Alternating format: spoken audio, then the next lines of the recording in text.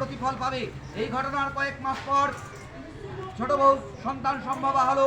10 মাস 10 দিন পরে ফুটফুটে সুন্দর চাঁদের মতো একটি ছেলে প্রসব করলো। ব্রাহ্মণী নাতির মুখ দেখে খুব খুশি হলো এবং গরিবদের খুব আনন্দ করে ডেকে দান ধ্যান করলো। এদিকে ছোট বউ তার ছেলেকে কোলের কাছে নিয়ে রাত্রে নিশ্চিন্তভাবে শুয়ে আছে, কিন্তু সকালবেলায় উঠে দেখে যে ছেলে আর নেই। শাশুড়ি বউ খুব ভাবনায় পড়ে গেল, লোকজন নিয়ে চারিদিকে খোঁজাখুঁজি করতে লাগলো, কিন্তু কোথাও পেল না। এরা উপরে ছোট বউয়ের 7টি ছেলে আর 1টি মেয়ে হলো, সবকটি হারিয়ে গেল। রাত্রে ছোট বউ ছেলে নিয়ে শুলো আর সকালবেলায় দেখলো ছেলে আর নেই। তখন পাড়া সবাই বলতে লাগলো, এই ছোট বউ মানুষ নয়, নিশ্চয়ই রাক্ষসী, ছেলেগুলোকে নিজে খেয়ে ফেলছে।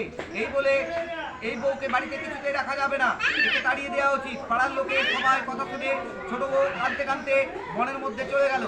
বনে যেতে যেতে বলতে লাগলো, আমার কি মা ষষ্ঠীকে বললো, আমি কি করবো মা ষষ্ঠী, তুমি আমার 7টি ছেলে আর 1টি মেয়েকে কেড়ে নিলে মা, আমাকে তুমি নিয়ে যাও, আমি আর এই জীবন রাখবো না। বইয়ের আক্ষেপ দেখে তখন মা ষষ্ঠী দয়া হলো, সে বুড়ির বেশ ধরে এসে বললো, কি হয়েছে, এই বনবাগানের মধ্যে তুমি একা কাঁদছো কেন মা? ছোট বউ তখন সমস্ত ঘটনা খুলে বললো।